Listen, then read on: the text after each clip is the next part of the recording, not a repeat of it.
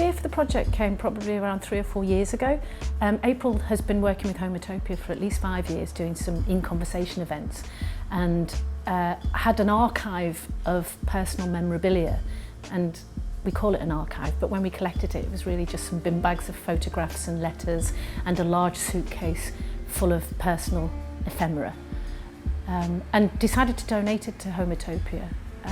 So that must have been about 3 or 4 years ago. Since then, we've obviously gone through the process of putting the project together.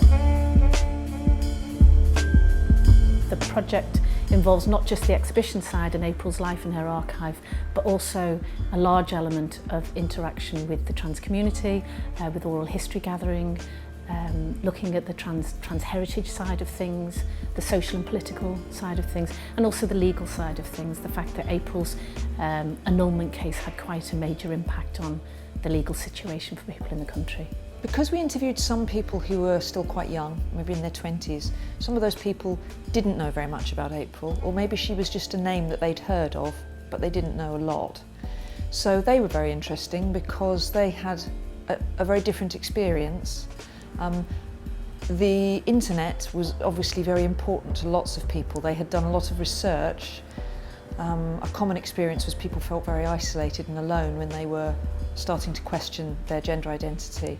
So they went online to search and find out information. Some of those people found out about April online. And we also spoke to a lot of older members of the community who absolutely could remember with clarity the day that April's story appeared in the Sunday People back in 1961. And they remembered where they were, what they were doing, and how they felt when they read the newspaper. And those people absolutely felt that moment was like an epiphany to them. They hadn't known who they were worried about their identity, they knew there was something different about themselves. They were maybe only 10 at the time, and they saw this in the newspaper.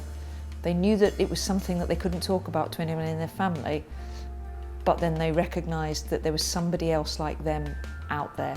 And to those people, April became an icon. National Museums Liverpool have been a massive supporter of the project from its very inception, and supported us in making the bid to the Heritage Lottery Fund, in that they committed to a significant amount of in-kind support, as well as some financial support to make the project happen.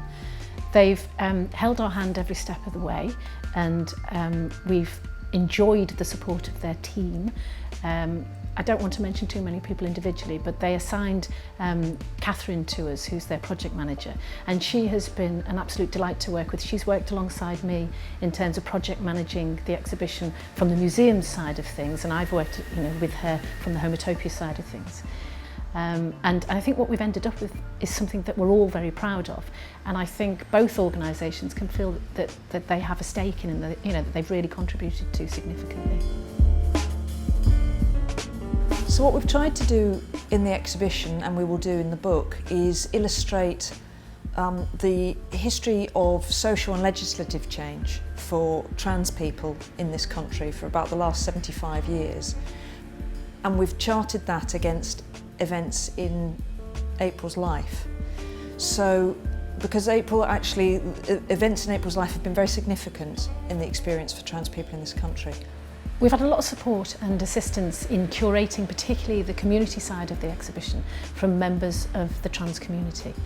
They've helped us research the history, they've helped us select images. People have been prepared to take part in the photographs, photographic part of the exhibition. So apart from just providing oral histories and that sort of thing, they've also assisted us in the content.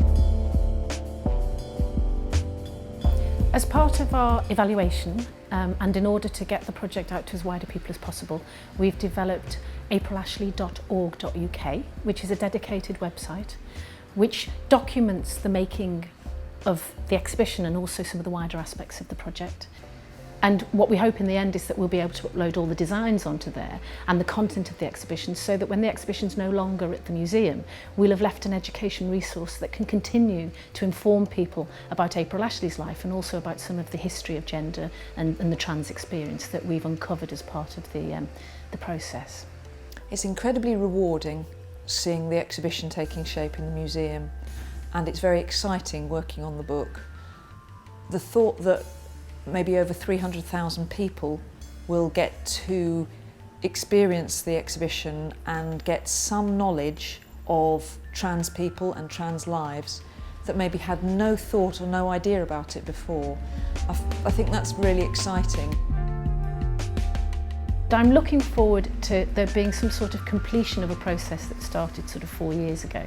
And I'm also very nervous about it, as I think the whole project team are, because it's very exciting, but it's also a huge responsibility. April is someone that we all admire greatly and we're very fond of, and to be doing something on such a large scale about something so personal in many respects is a big, responsibility. And I hope it's something that she thinks is a fitting tribute to her, really, because she's one of the most remarkable people I think I've ever met.